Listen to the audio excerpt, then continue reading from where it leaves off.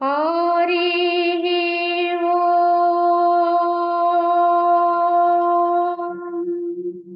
ॐ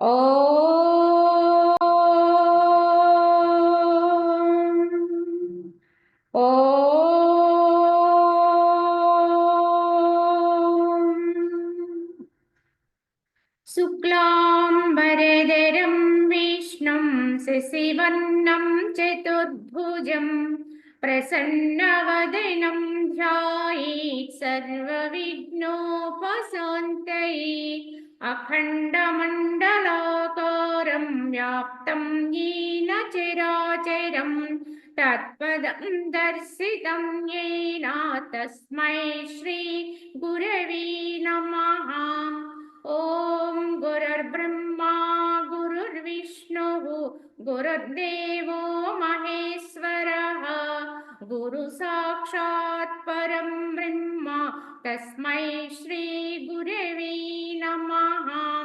वन्दे परब्रह्मचिदात्मकं सद्वन्दे गुरुं शान्तमुमेशमीशम् वन्दे शिवानन्दगुरुप्रवीरं वन्दे सदा ज्ञानपि वन्दनीयाम् अनन्तसुखदातारामखण्डानन्दविग्रहं दयालुमतिसन्तुष्टं वन्देऽहं मम सद्गुरुं रागादिरोगान् सततानुषक्ता न शेषकाया प्रवृता न शेषान् औत्सुक्यमोहारतिदान् जघाना यः पूर्ववैद्याय नमोऽस्तु तस्मै यः पूर्ववैद्याय नमोऽस्तु तस्मै। ఓం శ్రీరామచంద్ర పరబ్రహ్మణే నమః. శ్రీ వశిష్ఠ గీత ఉపశమ ప్రకరణము. ఈ యొక్క ఉపశమ ప్రకరణములో వశిష్ఠుల వారు శ్రీరామచంద్ర వారితో తెలియజేస్తూ తృష్ణా వర్ణనము అనేటువంటి అంశం గురించి తెలియజేస్తున్నారు. ఓ రాఘవ, ఏ దురంతములై దుర్నివారములైనటువంటి మహా దుఃఖములు కలవో అవి అన్నియు తృష్ణ అనేటువంటి లత యొక్క ఫలములే ఉన్నవి. కావున ఓ రామ, ఇప్పుడు మనం అనుభవిస్తున్నటువంటి అయితే ఈ దురంతములై నివారణములైనటువంటి అంటే నివారణ చేయటానికి వీలు లేనటువంటి ఏ అయితే మహా దుఃఖాలైతే మన అనుభవానికి వస్తూ ఉన్నాయో అవన్నీ కూడా వేటి యొక్క ఫలాలు అంటే మన లోపల ఉన్నటువంటి తృష్ణ అంటే కాంక్ష, కోరిక అనే లత యొక్క ఫలములై ఉన్నవి. కావున మనం అనుభవిస్తున్న ఫలాలన్నీ కూడా ఎక్కడి నుంచో రావండి, మన భావన చేతే వస్తాయి. మనం ఎంతెంత కాంక్షలతో ఉంటామో, తృష్ణ కోరికలతో ఉంటామో అటువంటి ఫలాలను అనుభవిస్తాం. ఎటువంటి కోరికలు కలిగి ఉంటామో అటువంటి ఫలాలను అనుభవిస్తాం ఏదైనప్పటికీ కూడా. కావున బయట వేరొకరిది ఏది మనకి రాదు. కావున ఏ ఫలం మనకు వచ్చినా మనమే దాన్ని సరి చేసుకోవాల్సి ఉంటుంది. ఈ ఫలితం మనకు వచ్చిందంటే ఎక్కడో ఇది మన దోషంగా భావించి దాన్ని నివారణ చేసుకోవాల్సిన బాధ్యత వహించాలి. కావున నూతిపై మొలిచిన తృణ విశేషములను తినదలంచే హరిన లేడి అందు కూడినట్లు తృష్ణను వెన్నంటేటువంటి మూర్ఖుడు నరకమనేటువంటి అంధకూపమున పడును.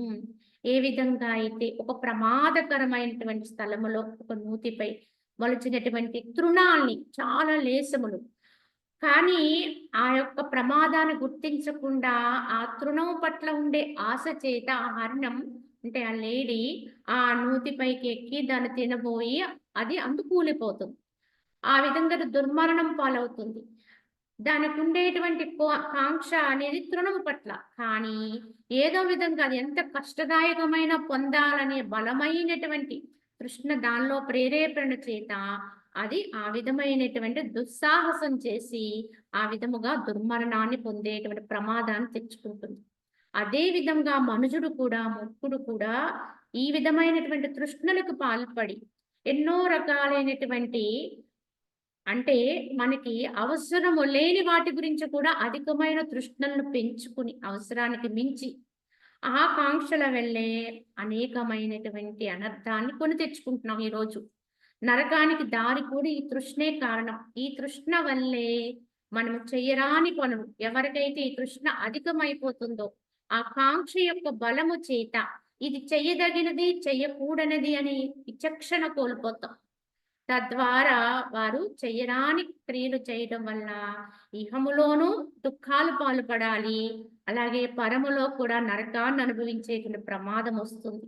కావున ఈ తృష్ణని ఎంతైతే మనం నివారణ చేసుకోగలుగుతామో, ఈ మనసు యొక్క బలీయమైనటువంటి కోరికలు, అందులోనూ అది ఏ విధమైన కోరికను పొందుతుంది అనేది కూడా విచక్షణతోటి యోచించి, ఎంతవరకు అది సహజమైనది, ధర్మబద్ధమైనది అనేది యోచించి అది నెరవేర్చగలిగితే అంటే కొంతవరకే అది మన సాధనకి, మన యొక్క ఆధ్యాత్మికతకి ఉపయోగపడేటువంటి తృష్ణ అయితే దాన్ని కొనసాగిస్తూ, దాన్ని కొంతవరకు దాన్ని తీరుస్తూ, అనర్థాన్ని కలిగించేదైతే దాన్ని విడనాడుతూ ఇలా అభ్యాసం చేయగలిగి ఉండాలి.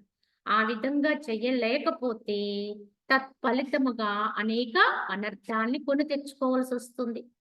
కావున సర్వ దుఃఖమయ స్వరూపమైనదియు జగత్తునందలి ప్రాణికోట్ల యొక్క జీవనమును ఛేదించినది అయినటువంటి ఈ తృష్ణను క్రూరమరుగు ఆడ సర్పం వలె దూరముగా విడిచిపెట్టాలి, త్యజించేయాలి. ఎలా అయితే ఒక నాగు సర్పము, ఎలా అయితే క్రూర సర్పము ఎలా అయితే మనము దూరంగా తరిమేస్తామో, అదే విధముగా అనేక దుఃఖాలకి కూడలి వంటిది తృష్ణ.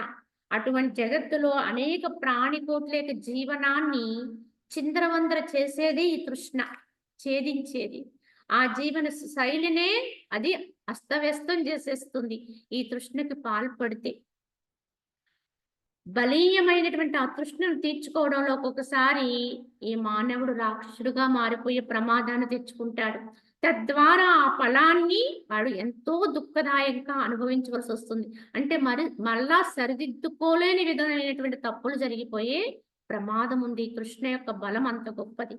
కావున ఇది రాకుండానే నివారణ చేయాలి. కానీ వస్తే వచ్చిందని గుర్తించి దీన్ని ఎంతవరకు నివారణ చేయగలిగితే అంత ఉత్తమమైన ఫలం ఉంటుంది. కావున కృష్ణ అనేటువంటి చర్మ రజ్జువుచే ముల్లోకములనే పాత్ర బంధింపబడి ఉన్నది. ఈ కృష్ణ అనే దాని చేతనే ఈ యొక్క చర్మ రజ్జువు చేత అన్నారు. తాడు ఇదొక బంధనం, కనుక ఈ రజ్జువు అనేది ఒక తాడు. కావున ఈ దేహం అనేటువంటి తాడు చే కృష్ణ అనేటువంటి చర్మరజ్జువు చే ముల్లోకాలు కూడా ముల్లోకములనే పాత్ర బంధింపబడి ఉన్నది. రజ్జు బంధనము నుండి ఎవరేని విముక్తులు కావచ్చును, కానీ తృష్ణాబంధనము నుండి ఎవరు విముక్తిని పొందలేరు అంటే పొందుట కష్టము అని అర్థం. పొందాలి, పొందటానికి ప్రయత్నము చెయ్యాలి.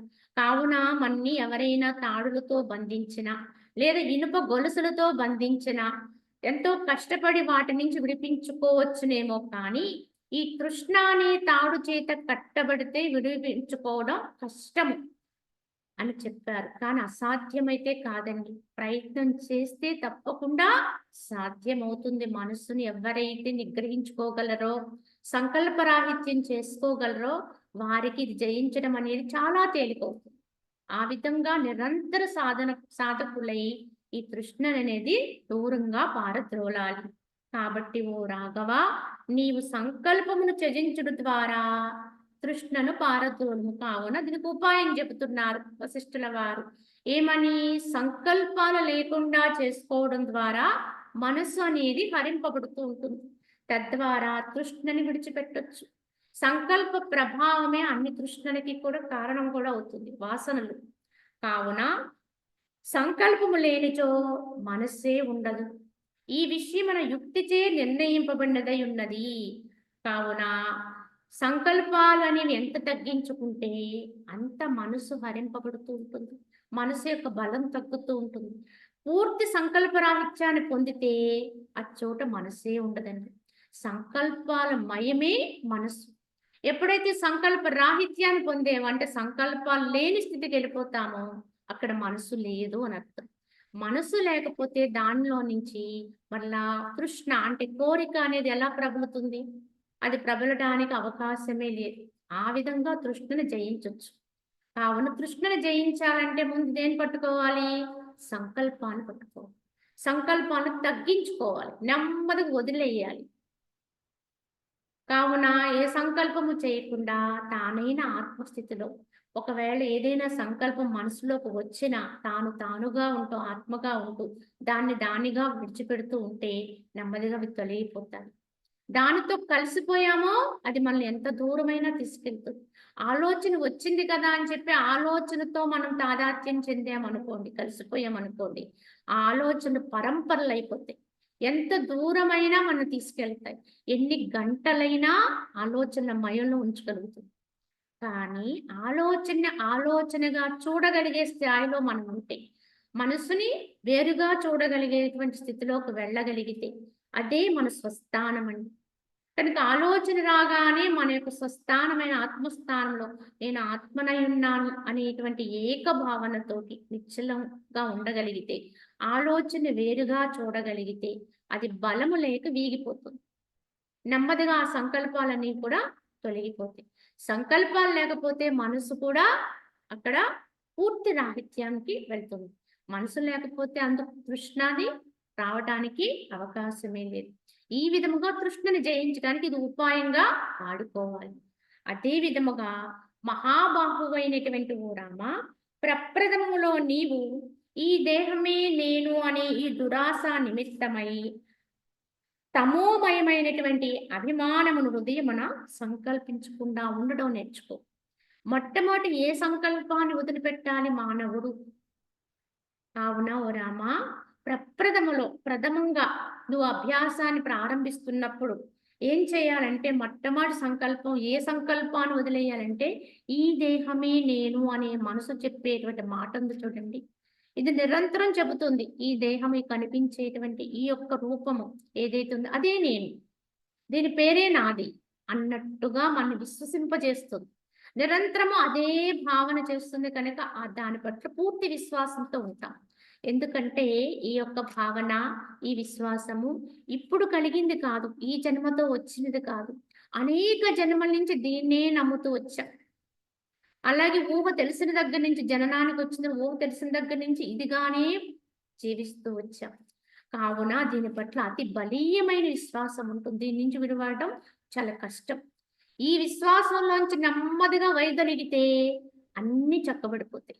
కావున సాధకుడు కూడా ప్రప్రదంగా పట్టుకోవాల్సిన సంకల్పరాహిత్యం ఏమిటి అంటే ఈ దేహమే నేను అనేటువంటి దురాశ నిమిత్తమై తమోమయమైనటువంటి అభిమానమును హృదయములో సంకల్పించకుండా ఉండడం. అంటే పదే పదే దేహము నేననేటువంటి సంకల్పం ఏదైతే ఉందో దాన్ని వదిలేయండి.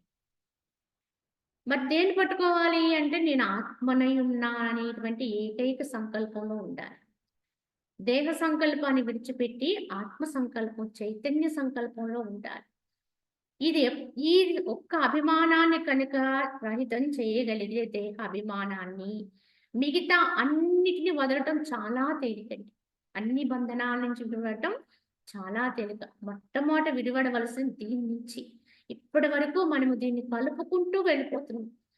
విడదీయటానికి వీలు లేని విధంగా ఆత్మని, అనాత్మని అంటే ఈ దేహముతో ఉండేటువంటి ఆత్మని, ఈ దేహములో ఉన్నటువంటి ఆత్మతత్వాన్ని రెండిటినీ కూడా ఏకతత్వంతో అనుభవించేస్తుంది కలిపేసుకుని. కానీ ఇప్పుడు దాన్ని గాని దీన్ని గాని ఆత్మని ఆత్మ గాని అనాత్మని అనాత్మ గాని ఈ రెండింటికి మధ్యలో వచ్చింది ఈ మనస్సే సంకల్పాలమయం.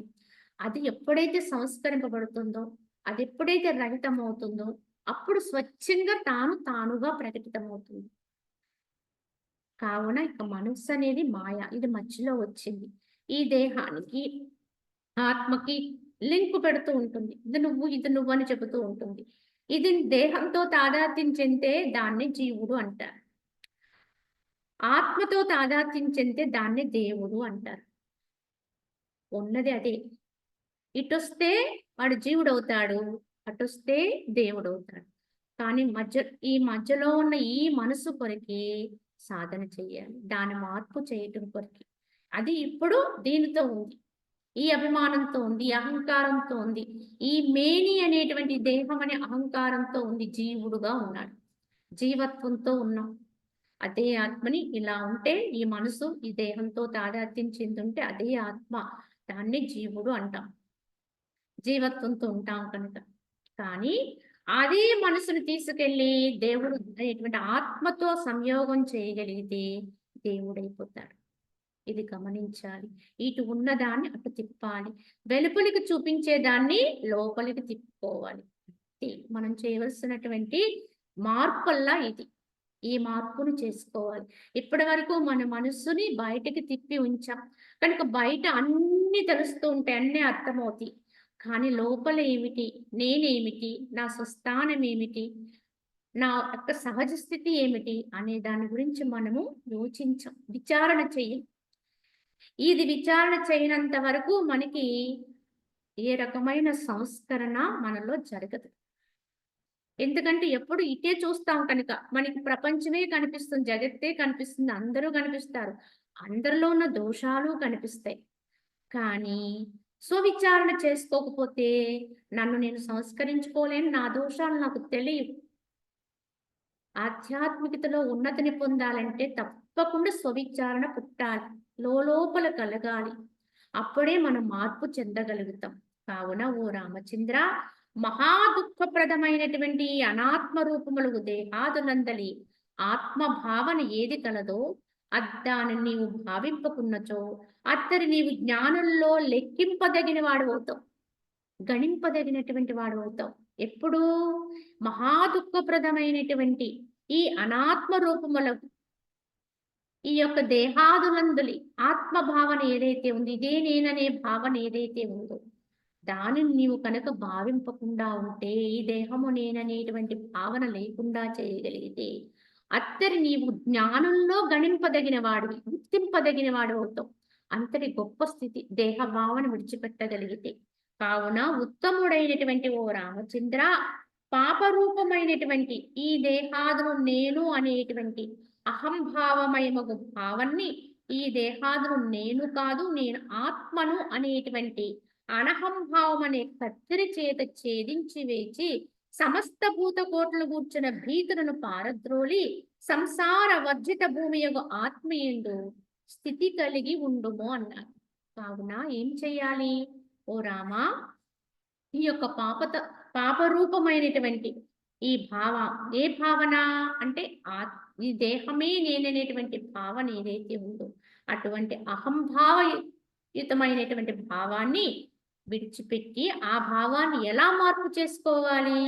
ఈ దేహాదులు నేను కాదు నేను ఆత్మని అనేటువంటి అనహంకార భావం. అది అహంకార భావం, ఇది అనహంకార భావన. ఈ యొక్క అనహంకార భావం అనేటువంటి కత్తెర చేత ఆ భావాన్ని ఛేదించి వేచి సమస్త భూత కోట్లను గురించినటువంటి భీతులను అంటే భయాన్ని విడిచిపెట్టు. దేనికి భయపడాలి? ఎందుకు భయపడాలి? నీ సహజమైనటువంటి స్థితిలో నువ్వు ఉంటే దేనికి భయపడవలసిన అవసరం లేదు. ఏ విధంగానూ కూడా భీతిల్లవలసిన అవసరం లేదు. ఎప్పుడు భీతిల్లుతాము? మన సహజావస్థ మనకి అందనప్పుడే అన్ని భయాలు. కనుక సంసార వర్జిత భూమి యొక్క ఆత్మ యందు నువ్వు స్థితి కలిగి ఉండు. నువ్వెక్కడుండాలో అక్కడ ఉండు చాలు. మిగతాదంతా అదే అవుతుంది. ఎలా జరగాలో అలా జరుగుతుంది. ఎలా నీ జీవనం నడవాలో అలా నడుస్తుంది. కావున ధైర్యంతో నువ్వెప్పుడైతే నీవైన సహజమైన ఆత్మస్థితిలో ఉండే ప్రయత్నం చేస్తావో అప్పుడే సమస్త సంస్కరణలు జరుగుతాయని చెప్పి ఇక్కడ వశిష్ఠుల వారు శ్రీరామచంద్రుడి గారు వివరిస్తున్నారు. ఈ విధంగా చెబుతున్నప్పుడు శ్రీరాముడికి ఒక ప్రశ్న వస్తుంది. ఇక్కడ ఆయన అడుగుతారు ఏమని అంటే, ప్రభు భగవాన్ అంటే వశిష్ఠుల వారిని సంబోధిస్తూ అహంకారము చేతనే ఈ దేహము ధరింపబడుచున్నది కావున ఈ ప్రకారముగా అహంకారము నేను త్యజించి వేచో అప్పుడు ఈ దేహం అనే పేరు గల ఆకారం అంటే స్థితి అంతటినీ కూడా పరిత్యజింపవలసి ఉంటుంది కదా. అయితే ఇక్కడ మీరు చెబుతున్నారు స్వామి, నిజమే, ఈ దేహము నేననేటువంటి అహంకారపూరితమైన భావాన్ని విడిచిపెట్టమని చెప్తున్నారు, వదిలేయమని చెప్తున్నారు. అయితే ఈ ప్రకారముగా అహంకారాన్ని నేను విడిచిపెట్టాను అనుకోండి, దేహభావాన్ని త్యజించి వేచాను అనుకోండి, అప్పుడు మరి ఈ దేహము ఇప్పుడు ఈ దేహం అనే పేరు గల ఆకారం ఉంది కదా, ఈ ఆకృతి, ఈ స్థితినంతటినీ కూడా విడిచిపెట్టాలి కదా, వదిలేయాలి కదా దీన్ని మరి. అహంకారాన్ని వదిలేయాలి, నేను ఈ దేహం కాదు అనుకున్నప్పుడు దీన్ని వదిలేయాలా అని చెప్పి శ్రీరాముడు వశిష్ఠుల వారిని ప్రశ్నించారు. ఇంతకీ వదలవలసిన దేహాన్నా దేహ భావాన్నా అనే ప్రశ్న ఇక్కడ. అహంకారపూరితమైనటువంటి దేహభావాన్ని విడిచిపెట్టు అంటే ఇక్కడ దేహాన్ని వదిలేయాలా, దేహము నేననేటువంటి భావాన్ని వదిలేయాలా అనేది శ్రీరాముడి ప్రశ్న. కాబట్టి ఓ మునీశ్వర, ఆ అహంకారం నేనెట్టు లెస్సగా విడిచిపెట్టగలుగుతాను? ఇంతకీ ఆ అహంకారం వదిలేయమంటున్నారు. దాన్ని వదిలేయాలంటే ఏం చెయ్యాలి? ఏ విధమైన యుక్తులు పన్నుకోవాలి? తోడనై జీవితమును ఎట్లు ధరించి ఉండగలదు? అహంకారం, ఒకవేళ అహంకార భావాన్ని వదిలేసామనుకోండి, మరి జీవితం ఎలా గడుస్తుంది? అహంకారం వర్జితంగా ఉంటూ జీవనాన్ని గడపాలంటే సాధ్యం అవుతుందా? నేను పలానా వ్యక్తిని, పలానా పేరు, పలానా ఊరు అనుకోకపోతే ఈ జగత్తులో వర్తించుటెట్లు, ఎలా నడవాలి అని శ్రీరాముడి ప్రశ్న. ఈ విధంగా అలాగే ఇంకేమడుగుతున్నాడు, వక్తలలో శ్రేష్ఠుడు అయినటువంటి ఓ మునీంద్ర, ఈ విషయమున బాగుగా నిశ్చయించి నాకు తెలుపవేడుతున్నాను. కావున ఏం చేయాలో చెప్పండి స్వామి అని చెప్పి ఇక్కడ శ్రీరాముడు ప్రశ్నించాడు. దానికి సమాధానం చెబుతూ వశిష్ఠుల వారు ఇలా అంటారు. కమల నేత్రుడును మానప్రదుడు అయినటువంటి ఓ రామ, వాసనా త్యాగం ఎల్లెడలా జ్ఞేయమని ధ్యేయమని రెండు విధములుగా విజ్ఞుల చేత పేర్కొనబడినది. కావున ఇక్కడ ఓ రామ ఏం చెబుతారంటే, వాసనా త్యాగము ఎల్లెడల, వాసనలు విడిచిపెడితే, జ్ఞేయము ధ్యేయము రెండు విధములుగా విజ్ఞులచే చెప్పబడుతుంది ఇక్కడ. అదేమిటో చెబుతాను విను. ఒకటి జ్ఞేయము, రెండు ధ్యేయము. ఈ రెండు ఒకటా లేదా వేరు వేరా? ధ్యేయం అంటే ఏమిటి, జ్ఞేయం అంటే ఏమిటి అనేది నీకు తెలియచేస్తాను. కావున ఓ రామచంద్ర, దేహేంద్రియ బాహ్య అన్నపానాల దృశ్య పదార్థముల సంఘాతమును విచారణ ద్వారా అసత్యమని నిశ్చయించుట బట్టి చిద్రూపుడునకు నేను ఈ పదార్థ సంఘాతమునకు చెందిన వాడిని కాను, నాకు ఈ పదార్థ సంఘాతము లేదు అనేటువంటి బోధ పరిపక్వము కాగా లీలాపూర్వకముగా క్రియలు ఆచరించినదియు అంతరంగమున శీతలమై ఉండునది అయినటువంటి బుద్ధిచే ఏ వాసనాత్యాగము నిక్కముగా కావింపబడినో అది ధ్యేయము అనబడుతుంది. ఇంతకీ ఏమిటండి ధ్యేయము అంటే? ధ్యానం చేసేవాడికి ఎందుకు చేస్తాడు? దేన్ని ధ్యానిస్తే దాన్ని పొందాలని చేస్తాడు. ఇంతకీ ఏమి ధ్యానిస్తాడు? దేని గురించి ధ్యానిస్తాడు? దేని గురించి అయితే వాడు ధ్యానించి ఆ ధ్యాన ఫలాన్ని అందుకుంటాడో అదే ధ్యేయము అనబడుతుంది. ఇంతకీ ఎవరైనా దేనికోసం చేస్తారు అంటే ఆ ధ్యేయాన్ని పొందటం కొరకు. మరి ఆ ధ్యేయమును ఎలా అందుకోవాలి అంటే, ఈ దేహేంద్రియ బాహ్య అన్నపానాది, ఈ దేహము, ఇంద్రియాలు, ఈ భౌతికంలో మనం చేసేటువంటి కర్తృత్వ కర్మలు, ఈ అన్నపానాది కర్మల కోసం చేసే, ఆ విషయాల కోసం చేసే కర్మాచరణలు, వీటన్నిటినీ కూడా ఈ సంఘాతము విచారణ ద్వారా ఇదంతా కూడా కల్పితము, అసత్యము అనేది ముందు నిశ్చయించుకోవాలి. ఎందుకంటే అందరూ చేసేది ఇది, అనేక తరతరాల నుంచి చేస్తున్నది ఇది. కానీ ఇంతకీ ఇప్పుడు ఎంతగా విశ్వసించి, ఎంతగా నమ్మకం కలిగి అన్ని క్రియల్లో పాల్గొన్నటువంటి ఎవ్వరూ కూడా ఇప్పుడు మన కన్నుల ముందు లేవు. ఆయా విషయాలు లేవు, అవన్నీ మరుగున పడిపోతున్నాయి, అవన్నీ కూడా కాలగర్భంలో కలిసిపోతున్నాయి. అంటే ఈ ప్రస్తుతానికి ఏదైతే నిజము నిజమని భావిస్తున్నా, వర్తమానములో విశ్వసిస్తున్నాము, అవి తప్పకుండా కాలగర్భంలో కలిసిపోతాయి. ఇప్పుడు ఎలా అయితే గతములో జరిగినవన్నీ మనకి స్ఫురణలు లేవో, గుర్తు లేవో అంటే తెలియదు అసలు. స్ఫురణలో ఉండడం కదా మనకి అసలు. కొన్ని తరాలు గడిస్తే అవి మనకి ఇప్పుడు వాటి గురించి మనకు తెలియదు. అలాగే మునుముందు కొన్ని తరాలు వెళితే ఇప్పుడు ఉన్న ఇది కూడా ఎవ్వరికీ తెలియదు. కొన్ని రోజులు ఎప్పుడో ఇలా జరిగేదట అని కొందరు వ్యాఖ్యానం చేసినా, ఆ తదుపరి ఇంకొక 2-3 తరహాలు జరిగితే ఎవరో ఏమిటో అసలు ఉన్నారో ఎప్పుడొచ్చో ఏమీ తెలియదండి. ఇప్పుడు మనమున్న ఈ ప్రాంతంలో గతములో కొన్ని తరాల ముందు ఏముంది అంటే మనకు తెలీదు. ఎవరున్నారు అంటే తెలీదు. అప్పుడు ఇక్కడ ఏం జరిగేది అంటే ఎవరికీ తెలీదు. అంటే ఇప్పుడు ప్రస్తుతానికి ఉన్న ఇది కూడా ఇదే విధంగా కొన్ని రోజులకి కనుమరుగైపోతుంది. ఎవరికీ తెలియనటువంటి అజ్ఞాతం. ఇదే లోకం యొక్క సహజమైన తీరు. ఏదైనా ఎంత గొప్పదానికైనా ఇది తప్పదు. ఎంత గొప్పవారికైనా ఇది తప్పదు. చరిత్రలో నిలిచిపోదగిన మహనీయులైతే కొంతకాలం చరిత్రలో ఉంటారు. సామాన్య జీవనం గడిపిన వారైతే వారసలు చరిత్ర పుటలకి ఎక్కరు. మన తర్వాత తరాలకే 2, 3 తరాల తర్వాత అసలు మన గురించి ఎవ్వరికీ ఏమి తెలీదు. ఇదండి. కానీ అలాగా కాలగర్భంలో కలిసిపోయి, లేనట్టుగా అయిపోయి ఈ జగత్తుని పట్టుకుని, ఈ దృశ్యాన్ని పట్టుకుని, ఈ దేహేంద్రియాన్ని పట్టుకుని, ఇప్పుడు మనం ఎంతో నమ్మకం కలిగి ఉన్నాం. ఎంతో విశ్వాసం కలిగి ఉన్నాం. ఎంతో సత్యమైన భావనతో ఉన్నాం. కానీ ఇది వాస్తవముగా మనం విచారణ చెయ్యాలి. ఎవరికి వాళ్ళమే చేసుకోవాలి. ఇంతే కదా ఇది. ఎవరో ఉపమానాలతో చెప్పడం కాదు. మన కంటి ముందు మనకు ప్రత్యక్షంగా జరుగుతున్నటువంటి వాస్తవం ఇది. నగ్న సత్యం. కావున ఇది యథార్థం కాదు అని మనకు మనం ఒక నిర్ధారణకు రావాలి. యథార్థం కాదు అన్నప్పుడు దీని పట్ల భావాలు కూడా మనకి పటిష్టం. అంటే ఇలానే అయిపోవాలనేటువంటి పట్టుదలైతే ఉండదు. కావున ఈ విధముగా అసత్యమని నిశ్చయించుకుని ఎవరికి వాళ్ళే చిద్రూపుణ్ణగు నేను ఈ పదార్థ సంఘాతమునకు చెందిన వాణ్ణి కాను. మరి నేనెవరిని? చిద్రూపుణ్ణి. కనుక ఈ పదార్థాలకి, ఈ కనిపించే దృశ్యాలకి, వ్యక్తులకి సంబంధించిన వాణ్ణి కాను.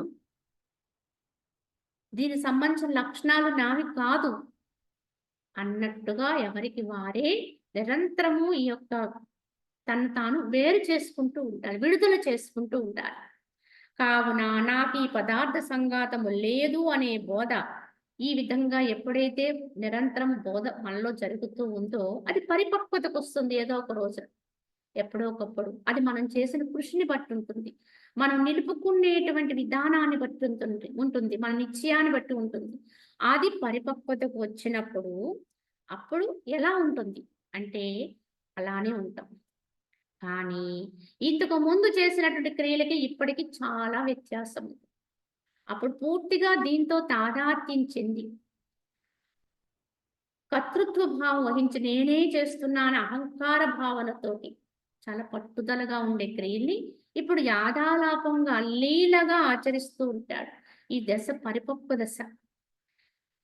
అంతరంగం అప్పుడు ఎలా ఉంటాడు అంటే ఈ స్థితి వచ్చినప్పుడు శీతలంగా ఉంటాడు. లోపల శాంతిగా ఉంటాడు. కావున ఆ విధముగా శాంతమై ఉండినటువంటి బుద్ధిచే ఏ వాసనాత్యాగము నిక్కముగా కావింపబడినో అట్టిదాన్ని ధ్యేయము అంటారంటే పొందేటువంటి అవస్థ. అంటే అదే ఫలం. ఈ చేసే సాధనల అన్నింటి యొక్క ఫలం ఏమిటి అంటే ఈ స్థితి. ఏమిటది? అంతరంగమున పరమ శాంతి శీతలంగా ఉంటారు. లోపల ఏ గందరగోళం ఉండదు. ఎవరి వల్ల కూడా ఈ యొక్క శాంతి హరింపబడదు. దేని వల్ల కూడా బయట వ్యక్తుల ద్వారా కానీ వృత్తుల ద్వారా కానీ దానికి ఎప్పుడు విఘాతం రాదు.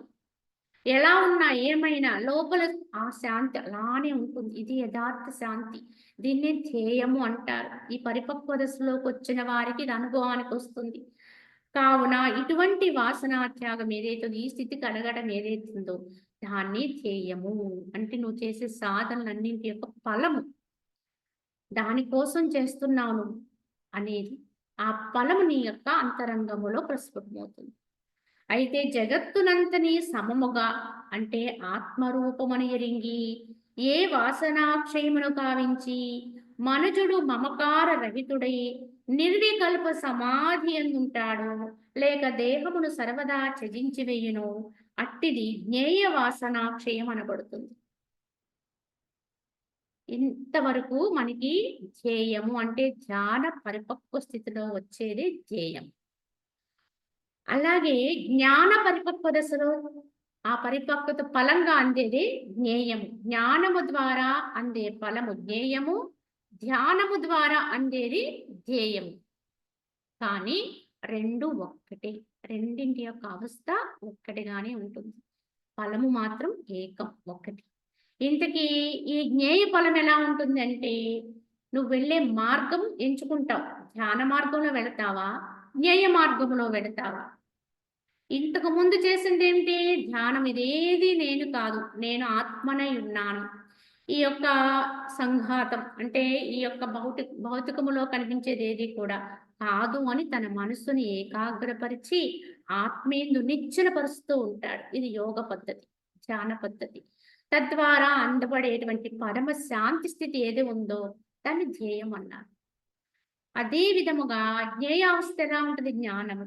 మరి ఈ జ్ఞాన స్థితి ఏమిటి అంటే, జ్ఞానం కూడా అదే. ఈ దేహ భావన విడిచిపెట్టి తానైన ఆత్మభావంలో ఉంటూ తాను ఆత్మగా గుర్తింపబడినప్పుడు జగమంతా ఆత్మగానే దర్శింపబడుతుంది.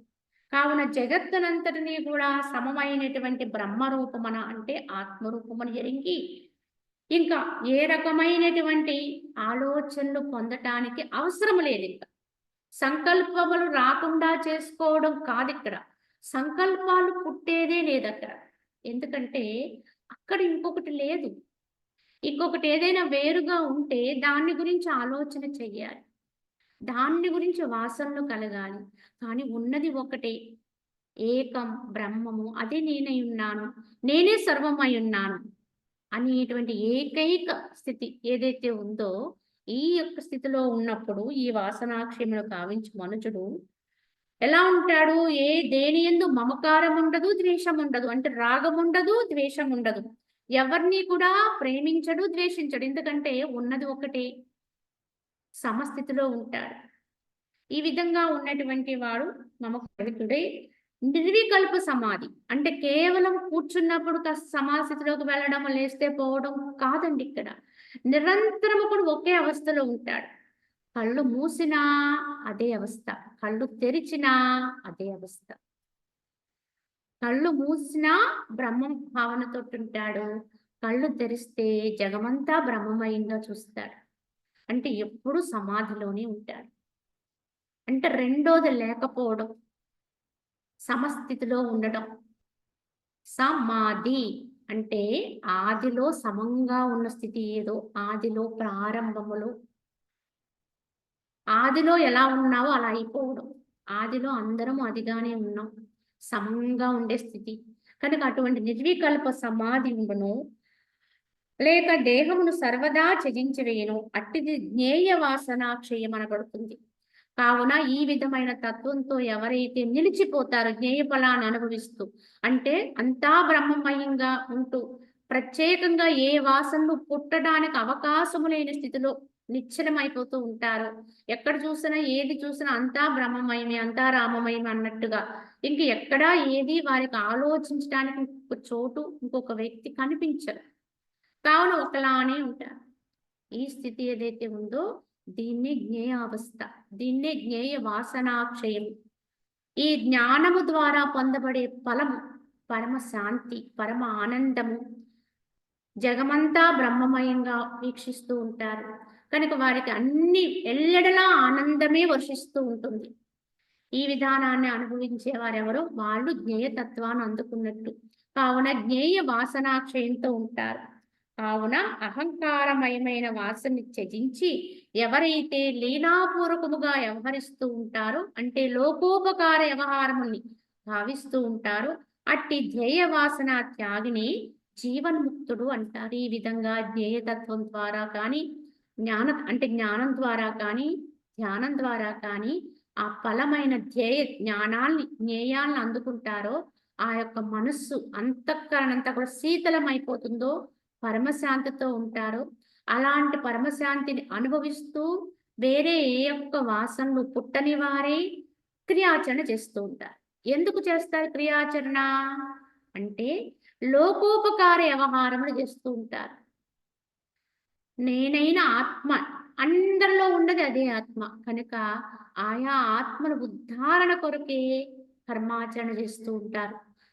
ప్రత్యేకంగా ఈ దేహ అహంకారం వారిలో ఉండదు. ఆ స్వార్థ భావన ఉండదు. కావున ఈ అహంకార వర్జితులై ఉంటారు. కానీ లోకోపకార వ్యవహారం మాత్రం కావిస్తూ ఉంటారు. లోపల మాత్రం పరమ శాంతిగా ఉంటారు.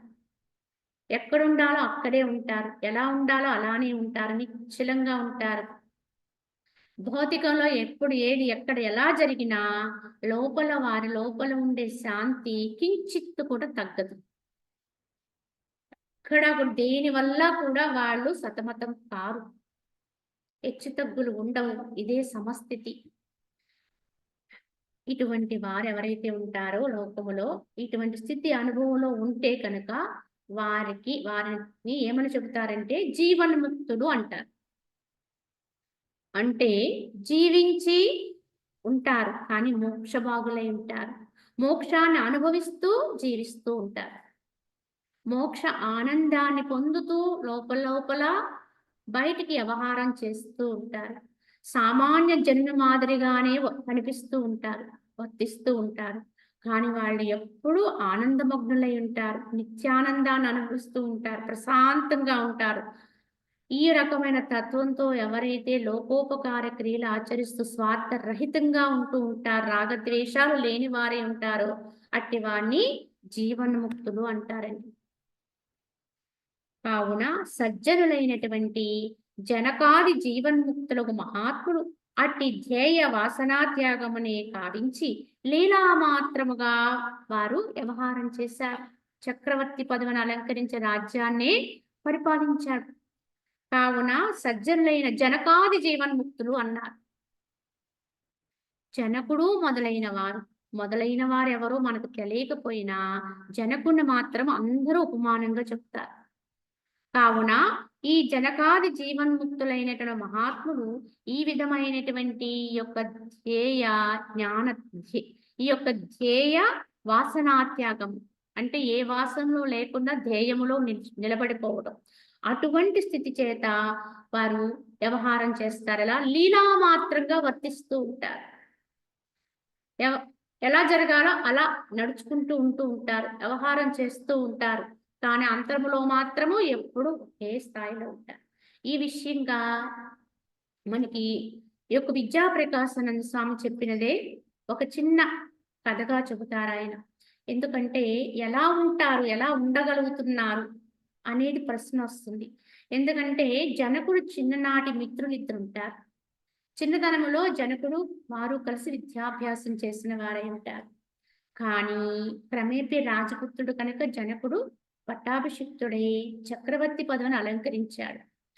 కానీ కాలానుగుణంగా ఆయన ఎంతో జ్ఞానాన్ని పొంది విచారణ చేసుకుని సిద్ధులు పలికినటువంటి పలుకులు ఆలకించి మననం చేసుకుని తనలో తానే విచారణతోటి ఆయన చివరికి సాధ్యం చేసుకున్నారు. ఈ యొక్క జీవన్ముక్తత్వ స్థితి అంటే ఈ యొక్క ధ్యేయ వాసనాత్యాగము, ధ్యేయ స్థితిలో నిలబడగలిగి అటువంటి స్థితిని అనుభవించి జీవన్ముక్తుడుగా ఆయన మారిపోయారు. ఆ జీవన్ముక్తత్వ స్థితిలో ఉండే ఆయన రాజ్యాన్ని పరిపాలిస్తూ ఉండేవారు.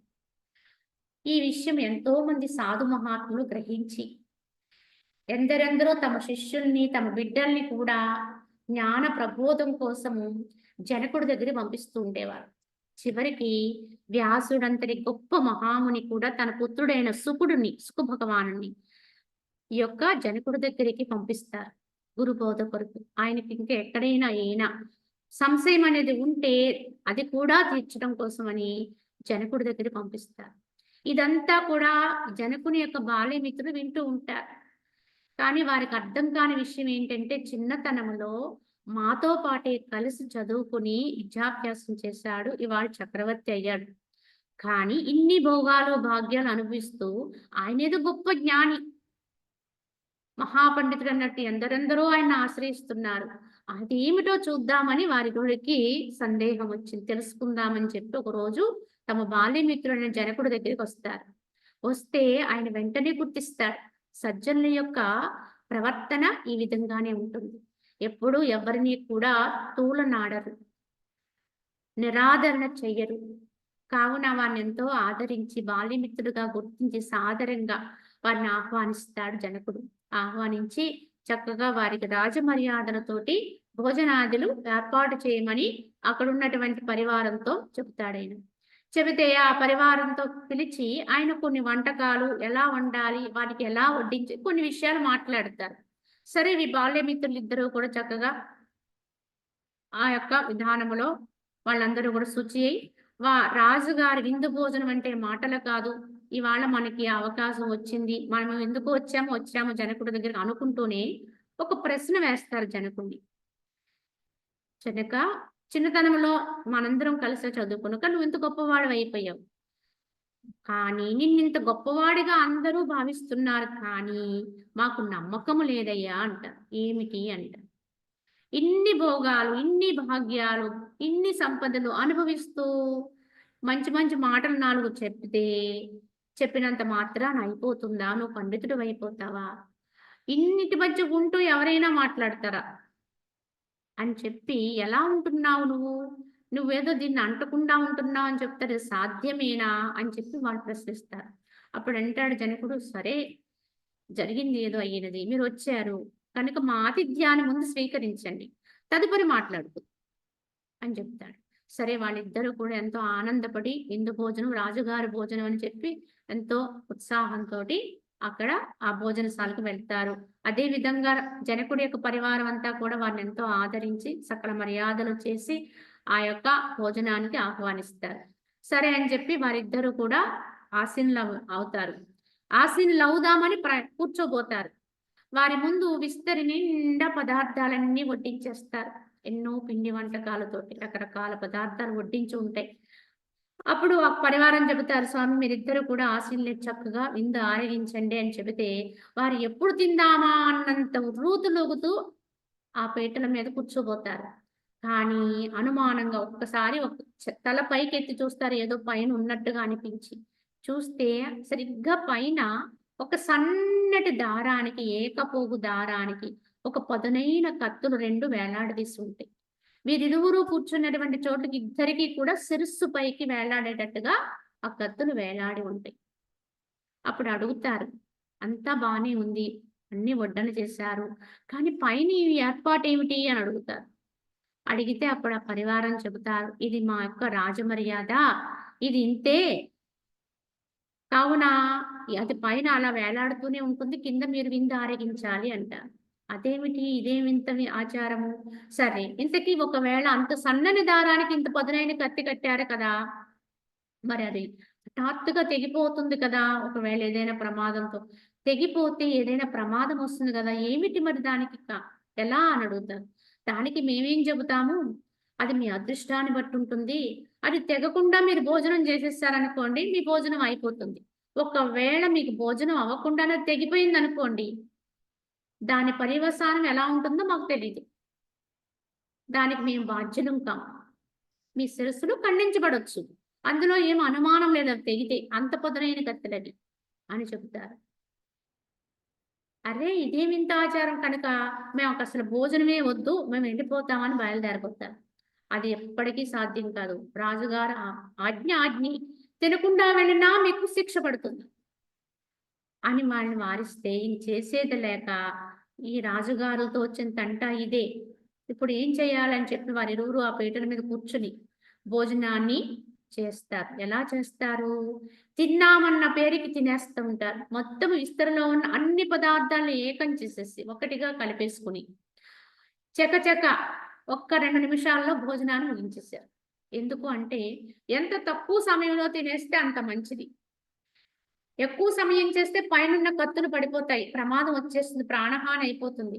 అమ్మో! అనుకుని వారిద్దరూ కూడా ఆ ఆహారాన్ని భుజించేసి చకచకా వెళ్ళిపోతారు. హమ్మయ్య! ప్రాణాలతో బయటపడ్డామనుకుని అక్కడి నుంచి ముందుకెళ్తారు. వెళ్ళేటప్పుడు సరిగ్గా వాళ్ళు ఆ యొక్క చేతుల్ని కడుక్కునే ప్రదేశంకి వెళ్ళేటప్పటికి అక్కడ జనకుడొస్తాడు. వచ్చి "మిత్రమా, మీకు దగ్గరుండి వడ్డించలేకపోయాను రాజకార్యాల వల్ల.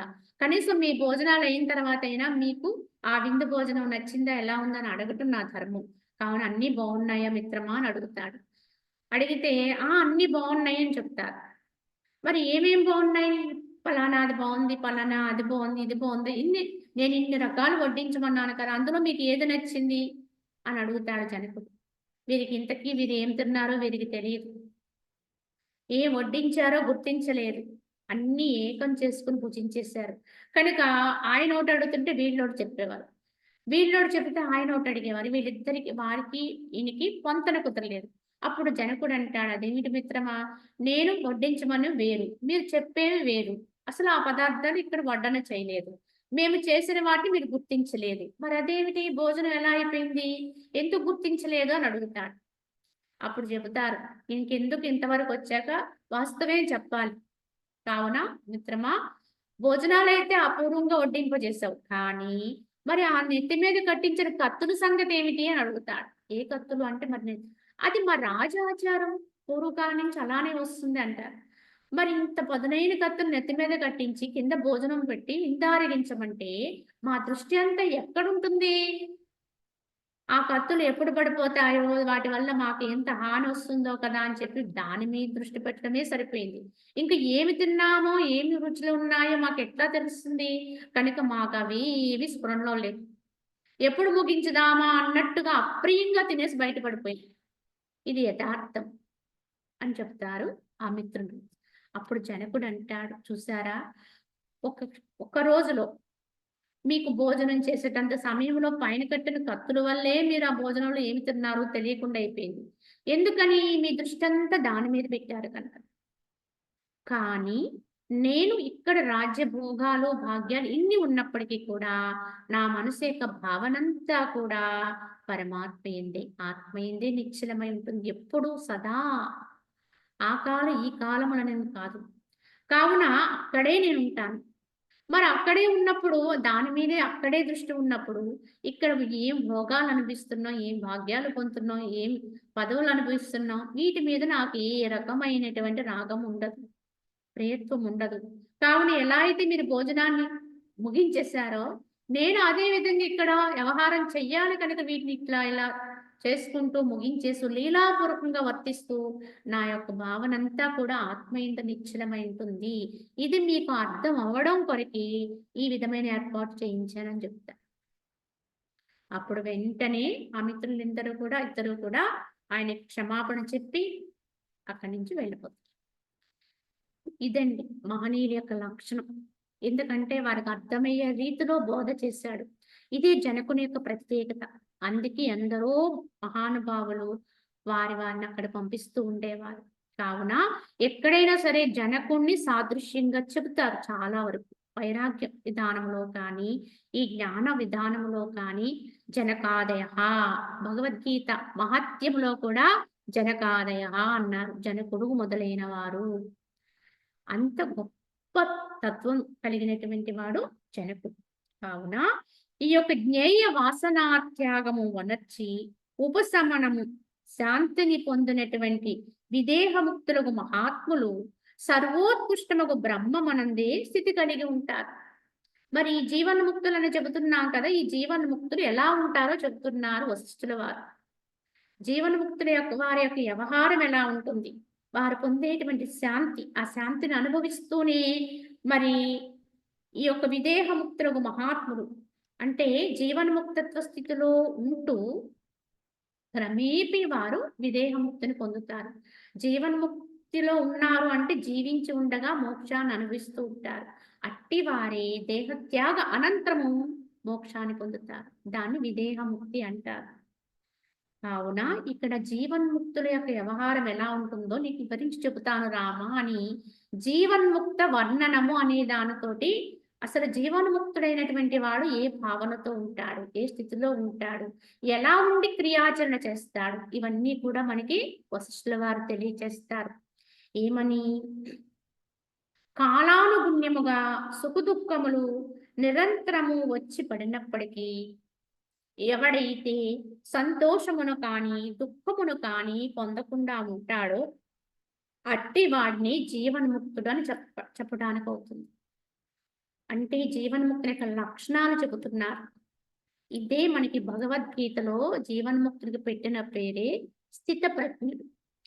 2వ అధ్యాయములో స్థిత ప్రజ్ఞ లక్షణాలు చెబుతారు. అదే జీవన్ముక్తత్వ లక్షణం. ఏమని చెబుతారు ఇక్కడ? కాలానుగుణముగా సుఖదుఖములనేవి నిరంతరము వచ్చి పడుతూ ఉంటాయి. ఒకదాని వెంట రాత్రి వెంట పగలు, పగల వెంట రాత్రి వచ్చినట్టుగానే సుఖము వెంట దుఃఖము, దుఃఖం వెంట సుఖము. అదే లోక లక్షణం. ఎప్పుడు ఏదో ఒక స్థితిలో ఉండిపోవడం అనేది జన్మకు వచ్చినా ఎవ్వరికీ సాధ్యం కాదు. జీవత్వంతో ఉన్నవాడు ఎవ్వడికి సాధ్యం కాదు. దైవత్వాన్ని అందుకున్నవాడు మాత్రమే వాటి యందు సమత్వంగా ఉండగలుగుతాడు. కావున జీవన్ముక్తుడుగా ఉన్నవాడికి కూడా ఇవి ఉంటాయి. సుఖాలొస్తాయి, దుఃఖాలొస్తాయి వారికి కూడా. నిరంతరం వచ్చి పడినప్పటికీ వారు వాటిని ఒక్కలానే చూస్తారు. అది తేడా. సామాన్యుడు వాటిని అనుభవిస్తాడు. ఏదొస్తే దాంట్లో పడిపోతాడు. కానీ ఈ స్థితిలో ఉన్నవాడికి సుఖమొచ్చినా, దుఃఖమొచ్చినా ఒకటే. కనుక వారు సంతోషము పొందరు, దుఃఖము పొందరు. ఒకేలా ఉంటారు. అట్టివాణ్ణే జీవన్ముక్తుడని చెప్పడానికి అవుతుంది. దేన్నైనా ఒక్కలానే స్వీకరిస్తూ ఉంటారు.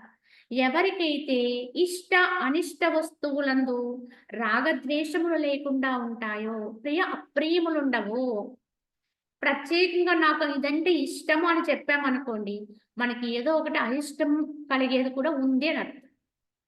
కానీ జీవన్ముక్తుడికి ఏది ఇష్టమైనది కానీ, అయిష్టమైనది కానీ ఉండదు. దేని యందు ప్రత్యేక భావన ఉండదండి. ఒక్కలానే ఉంటారు. కావున రాగద్వేషములుండవు. మరియు ఎవడైతే సుషుప్తి యందున్న వాని వలె అనాసక్తుడై వ్యవహరిస్తూ ఉంటాడు. సక్తత లేకుండా ఎప్పుడు ఏ క్రియ అనేది ముందుకొస్తే ఆ క్రియాచరణ చేస్తూ ఉంటాడు. దానికని ఓ కింద మీద ఏమి దాని పట్ల సక్తత పెంచుకోడు.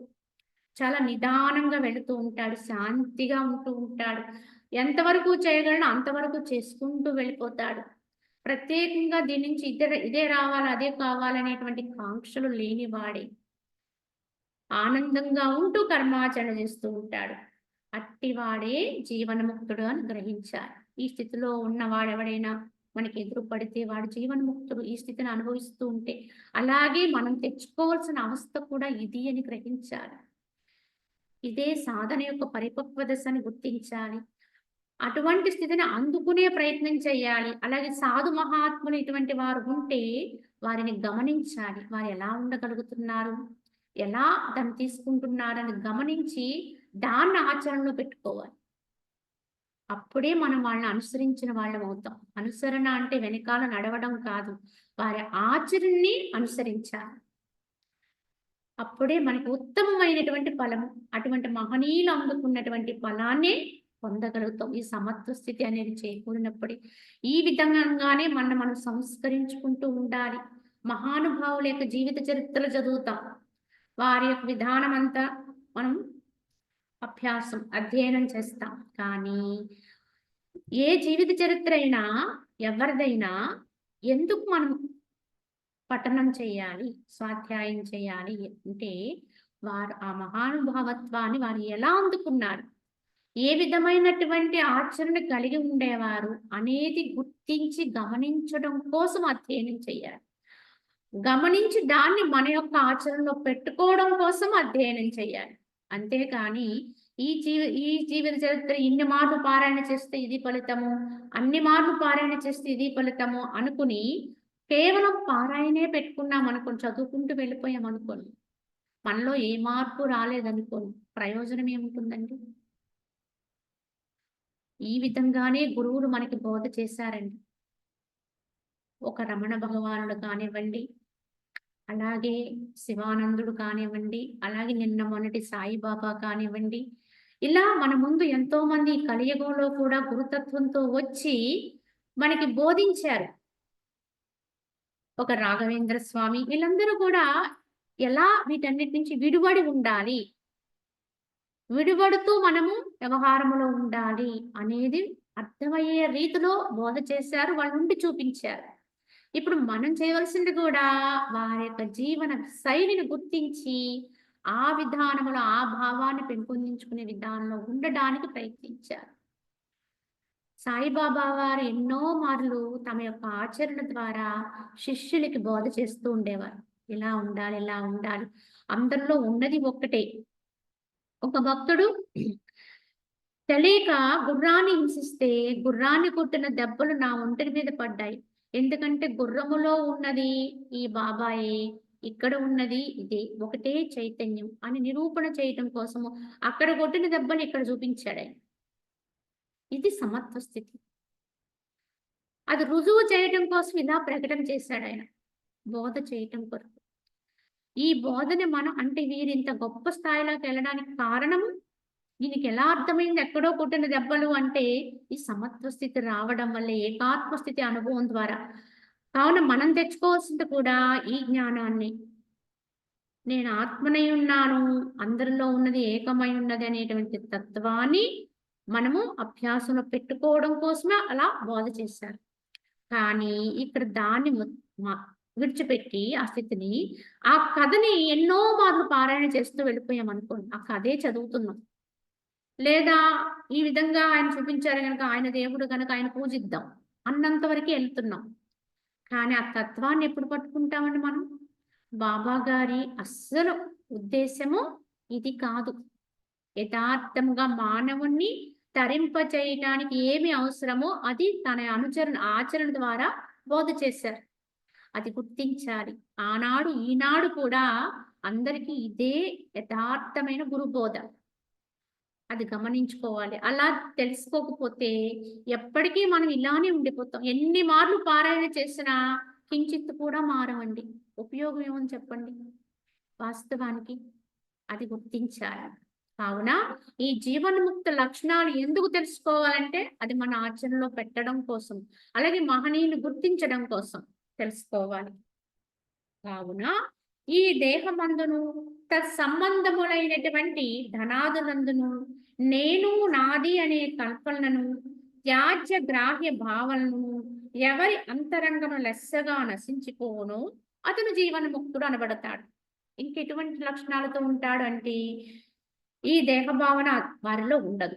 ఈ దేహము నేననేటువంటి భావన ఉండదు. కావున తత్సంబంధములైన ధనాదులందు కానీ వ్యక్తుల యందు కానీ విషయాల యందు కానీ ఎందుకంటే ఇది నేను అనుకుంటేనే అన్ని నావి అవుతాయి. కానీ ఇది నేను కాదనుకుంటే జగత్తులో ఏదీ నాది కాదు. దీనికి సంబంధించే ఉంటాయన్నీ. ఇది కాదనుకున్నప్పుడు ఏదీ నాది కాదు. కనుక ధనాదులందు నేను నాది అనేటువంటి కల్పనని అదే విధముగా త్యాజ్య గ్రాహ్య అంటే ప్రత్యేకంగా ఒకటిని కూడగట్టుకోవాలి, గ్రహించాలనే భావన కానీ విడిచిపెట్టాలనేటువంటి భావన కానీ ఎవరి అంతరంగములో లేకుండా ఉంటుందో ఒకటి సమకూర్చుకోరు, ఒకటి కావాలని పక్కకు నెట్టరు. ఏదొస్తే దాన్ని అనుభవిస్తూ ఉంటారు. అట్టివాణ్ణి జీవన్ముక్తుడని తెలుసుకోవాలి. ఇంక కొన్ని లక్షణాలు ఏమిటంటే వారిలో హర్ష, అమర్ష, భయ, క్రోధ, కామ, కృపణత్వము వలచే ఎవడైతే అంతకన్నా స్పృశింపబడడో అట్టివాడి జీవన్ముక్తుడని చెప్పొచ్చు. అంటే వారిలో ఎంత అనుకూలత జరిగిన ఎన్ని రకాలుగా భౌతికములో ఉత్సాహకరమైనటువంటి విషయాలు ఎందుకు పాల్గొన్నా అంటే అందరికీ కూడా రమ్యత్వాన్ని కలిగించే విషయాల్లో వారు ఉన్నప్పటికీ కూడా వారు ఏనాడు మించి హర్షాన్ని పొందరు. ఆయా విషయాల వల్ల మాత్రం హర్షాన్ని పొందరు. వారు సహజానందంలో ఉంటారు లోపల. అంటే విషయాల వల్ల వ్యక్తుల వల్ల మాత్రం వారు హర్షాన్ని పొందరు. ఏ స్థితి వచ్చినా అలానే ఉంటారు. అలాగే అమర్ష ఉండదు వాళ్ళు. అంటే వారవలేనితనం, అసూయ. ఈ అసూయ అనేది మహా చెడ్డదండి. కనుక ఈ అమర్ష అలాగే భయం ఉండదు, క్రోధం ఉండదు ఎవరిని. అలాగే కామ, లోభం, లోభత్వంతో అన్ని సమకూర్చుకుంటారు. కానీ ఎవరికి ఉపయోగపడదు. తాము అనుభవించరు, ఎవ్వరికీ ఉపయోగపడినప్పుడు. ఈ విధముగా ఈ లక్షణాలేవి కూడా జీవన్ముక్తుల్లో కనపడవు. ఈ యొక్క అమర్ష అనేటువంటి వారవలేనితనము ఎటువంటిది అంటే వేరు పురుగు లాంటిది. ఒక చెట్టు పచ్చగా ఉండగానే కింద ఉన్నటువంటి వేరు కొట్టేస్తే ఎలా అయితే అది వడిలిపోయి నశించిపోతుందో అలా ఎవరిలో అయితే ఈ వారవలేని తన అసూయ పుట్టిందో వారే హతమైపోతారు, నశించిపోతారు. కావున ఇటువంటి ఉండరాని గుణాలేవి కూడా జీవన్ముక్తుల్లో కనిపించు. అలాగే ఎవడైతే జాగృత్తునందు సుషుప్తి అందున్న వాని వలె శమించినటువంటి భావవృత్తులు గల చిత్తము కలవాడి సదా వెలుగుతూ ఉంటాడు. ఎవడైతే పూర్ణ కళలతో కూడుకున్న చంద్రుని వలె సదా ప్రసన్నత్వము కలిగి ఉంటాడు అట్టివాడి ప్రపంచమున ముక్తుడు అని చెప్పబడతాడు. ఇంక వీరి లక్షణం వీరిని ఎలా గుర్తించాలి అంటే వారు జాగృతిలో అంటే ఈ మేలుకుని ఉన్నామనుకునేటువంటి ఈ యొక్క లోక వ్యవస్థలో వారు ఏ విధమైన విధానంలో ఉంటారంటే, సుషుప్తి యందు కలలో నిద్రిస్తున్నప్పుడు ఆ యొక్క నిద్రలో నడిచిన వాళ్ళలాగా ఉంటాడు వ్యవహారం. ఇది చేసి పెట్టండి అంటే అది చేసి పెడతాడు. ఇది చూసి పెట్టండి అంటే అది చూసి పెడతాడు. ఏ క్రియ వస్తే ఆ క్రియను ఆచరిస్తూ ఉంటాడు. కానీ సుషుప్తి యందున్న వాని వలె శమించినటువంటి భావవృత్తులు, వాడి ప్రత్యేక సంకల్పాలుండవు, భావాలుండవు. అప్పటికప్పుడు ఏది సిద్ధిస్తే దాన్ని ఆచరణలో పెడుతూ ఉంటాడు. అటువంటి చిత్తము కలిగిన వాడే సదా వెలుగుతూ ఉంటాడు. ఎవడైతే పూర్ణ కళలతో కూడుకున్నటువంటి చంద్రుని వలె వెలిగిపోతూ ఉంటాడో, ఆ యొక్క పౌర్ణమి రోజు చంద్రుడు పూర్ణ కళలతో ఉంటాడు. కావున ఆ విధంగా చంద్రుని వలె నిర్మలంగా ఉంటాడో, ప్రసన్నంగా ఉంటాడో, శీతలంగా ఉంటాడో. అంటే అక్కడ ప్రకాశం ఉంటుంది, శీతలత్వం ఉంటుంది. ఎక్కడ మహనీయుల్ని ఈ విధంగా ఈ యొక్క స్థితిని వర్ణించేటప్పుడు చంద్రుణ్ణి ఉపమానం చెప్తారండి. సూర్యుడు ఎంత ప్రకాశంగా ఉన్నప్పటికీ కూడా ఆ చల్లదనం చెప్పరు. ఎందుకంటే ఇక్కడ చంద్రుడు వెలుగుతూ ఉంటాడు, శాంతిగా చల్లగా ఉంటాడు. ఈ రకమైన లక్షణాలతో ఉంటాడు. ప్రకాశవంతుడై ఉంటాడు జీవన్ముక్తుడు. సదా ప్రసన్నత్వంగా ఉంటాడు. అలాంటి వాడినే ముక్తుడు అని చెప్పబడతాడు. ఈ విధానములు ఉన్నవాణ్ణి. అలాగే విషయవాంఛారహితమైనటువంటి ఏ తృష్ణచే యథాప్రాప్తములకు ప్రస్తుత కర్మలు చేయబడుతూ ఉంటాయో అది జీవన్ముక్తత్వ లక్షణం. ఇంకా వారి యొక్క లక్షణం ఎలా ఉంటుంది? ఏ రకమైన విషయాల పట్ల వాంఛలు ఉండవు, ఏ తృష్ణ ఉండదు, అయినా కానీ క్రియలు చేస్తూ ఉంటారు. ఎప్పుడు ఏ క్రియ ఆచరణకొస్తే, ఏ రోజుకి ఏది సంప్రాప్తమైతే దాని యందు రాగద్వేషాలు లేనివాడి, ఇదే చెయ్యాలనే పట్టుదల లేనివాడి, ఏదొస్తే దాన్ని ఆచరిస్తూ ఉంటాడు. ఇటువంటిది జీవన్ముక్తత్వ తత్వంగా ఉంటుంది. జగత్తు సత్యమనే భావన దృఢపడుట వలన భోగోత్సాహ సహితమైనటువంటి తృష్ణచే బాహ్య పదార్థములందరి మనుజుని యొక్క స్థితి ఏది కలదో దాన్నే బంధము అంటారు. అదే విధంగా దృఢమగు సంసార శృంఖలములు అని ఆచార్యులు చెప్తారు. కానీ ఎవరిలో అయితే ఈ కనిపించే దృశ్య జగత్తు సత్యం అనే భావాన్ని దృఢపరుచుకుని ఇదే నిత్యం అనుకుంటూ ఈ భోగాల్ని అనుభవించాలి, ఇంకా పెంచుకోవాలి, ఇంకా వీటిని కల్పించుకోవాలి అన్నట్టుగా ఉత్సాహంతో తృష్ణ చేత ఈ బాహ్య పదార్థములేంది తిరుగాడుతూ ఉన్నటువంటి మనుషుని యొక్క స్థితి ఎలా ఉంటుందో దాన్ని బంధము అంటారు. ఇంకా ఇంకా మనసు ఉర్రూతలూగుతూ ఉంటుంది. ఇంకా అది కావాలి, ఇది పొందాలి, అక్కడికి పోవాలి, ఇక్కడికి రావాలి, ఇది చెయ్యాలి, ఈ సంబంధాలు ఇలా కలిగించుకోవాలి, అలా పెట్టుకోవాలి అన్నట్టుగా ఉత్సాహపడిపోతూ ఉంటుంది ఆ మనస్సు. ఇదంతా కూడా బద్ధత్వం అవుతుంది. ఎందుకంటే లేని జగత్తును లేనట్టుగా చూడలేనప్పుడు. అలాగే కాని మేలుని అంటే ఈ దేహాన్ని కానట్టుగా ఉండలేనప్పుడే ఇవన్నీ వస్తాయి. వాటన్నింటి వల్ల బంధింపబడ్డాను అనుకుంటాం. కానీ వాస్తవానికి మనమే వాటిని పట్టుకుంటాం. మనమే వాటితో కట్టుకుంటాం. ఇదే బంధనం. ఈ భావమే బంధం. అవన్నీ నావి, నాకు సంబంధించినవి, నా వారు అనుకునే భావాలు ఏవైతే ఉన్నాయో, ఈ మేని ఏదైతే ఉందో ఈ దేహ భావన, ఇది నేను అనేటువంటి భావన ఏదైతే ఉత్కృష్టంగా ఎక్కువగా ఉంటుందో, వారికి వచ్చేటువంటి భావన ఏదైతే ఉందో దాన్ని బద్ధత్వము అంటారు. కావున అటువంటి బద్ధత్వంతో ఉన్నప్పుడు దృఢమైన సంసార శృంఖలాల చేత అంటే ఇదే శృంఖలం సంకెళ్ళు. ఈ సంసారం అనేటువంటి సంకెళ్ళు అని చెప్పి మనకు పెద్దలు చెప్పిన మాట. ఆ బద్ధత్వంతో కూడి ఉండడమే సంకెళ్ళు. కావున ఈ యొక్క భోగ్య పదార్థములు అసత్యములనే నిశ్చయం వలన హృదయమున సంకల్ప రహితమైనదియు లోక సంగ్రహార్థము బాహ్య పదార్థమును విహరించినదేగు వాసన ఈ ప్రపంచమున జీవన్ముక్తులు శరీర యాత్ర కొరకు ఆశ్రయింపబడుతూ ఉంటారు. ఇంక జీవన్ముక్తుల్లో ఉండేటువంటి భావన ఎలా ఉంటుందంటే సామాన్యుడికైతే అదే బద్ధత్వం. దానివల్ల బంధింపబడతారు, శృంఖలాలు పాలవుతారు. కానీ జీవన్ముక్తుల విషయంలోకి వస్తే భోగ్య పదార్థములు అసత్యము అనేటువంటి నిశ్చయం ఉంటుంది వారిలో. ఇదేది పొందాలి, అనుభవించాలి, పెంచుకోవాలి అనే ఆశ వారిలో కించిత్తు కూడా ఉండదు. కావున ఆ నిశ్చయం వల్ల హృదయమున సంకల్ప రహితమై ఉంటారు. వాటిని గురించినటువంటి ఏ వాసనలు లేని వారే ఉంటారు. ఈ భౌతిక విషయాల పట్ల ఏ రకమైన వాంఛలు లేని వారే ఉంటారు. కావున సంకల్పరహితమైనటువంటి లోక సంగ్రహార్థము కేవలము లోక కళ్యాణ నిమిత్తము బాహ్య పదార్థములందు విహరిస్తూ ఉంటారు. ఈ లోక కళ్యాణార్థం, ఈ లోకాన్ని శుభం చేయటం కోసము, అలాగే ఎందరో ఆత్మను ఉద్ధరించే నిమిత్తము ఆ విధంగా లోకములు విహరిస్తూ ఉండేటువంటి వాసన ఏదైతే ఉందో ఇదే జీవన్ముక్తులకు ఉండే వాసన. ఇటువంటి వాసనని ధరించి వారు శరీర యాత్ర కొరకు నడుస్తూ ఉంటారు. అంటే జీవన వ్యవహారాన్ని సాగిస్తూ ఉంటారు. యాదాలాప క్రియలు చేస్తూ ఉంటారు. ప్రత్యేకమైన కాంక్షలేవి ఉండవు. కేవలము వ్యవహారం అయితే జరుగుతూ ఉంటుంది. వారి వల్ల ఏమి జరగాలో అవి వారి చెంతకు వస్తాయి తప్పకుండా. వారి వల్ల నిర్వహింపబడవలసినటువంటి కర్తవ్యాలు కానివ్వండి, లోకోపకార క్రియలు కానివ్వండి, ఏదైనా వారిని ఆశ్రయించవలసిన జనులు కానివ్వండి, వారు వాంఛించకుండానే, కోరకుండానే సమీపానికి వస్తాయి. ఇది యథార్థమండి. నువ్వు నిశ్చలంగా ఉండగలిగితే నీ చెంతకు వచ్చి చేరవలసినవి వచ్చి చేరుతాయి తప్పకుండా. భోగాలవ్వచ్చు, భాగ్యాలవ్వచ్చు, ఇతరత్ర ఏదైనా కావచ్చు. కానీ వారు దేన్ని కూడా తీసుకోరు. సమత్వ స్థితిలో ఉంటారు. ఇవాళ వచ్చింది అని ఎగిరిపడరు, రాలేదని కుంగిపోరు. గౌరవించారని చెప్పేసి వాళ్ళు దాంట్లో పడిపోయి తమను తాము కోల్పోరు. అగౌరవపడ్డామని చెప్పేసి వాళ్ళేమి అమర్యాదగా తీసుకోరు. ఇది జీవన్ముక్తునికి ఉండేటువంటి లక్షణం అండి. ఇత్యాదిగా ఉంటాయి. ఈ జీవన్ముక్తత్వ తత్వం గురించి విశదంగా ఇంకా ఇంకా మనకు తెలియచేస్తారు ఈ విధానములో. ఇది ఎలా ఉంటుందనేది రేపటి భాగంలో తెలుసుకుందాం. హరి ఓం తస్సత్. ఓం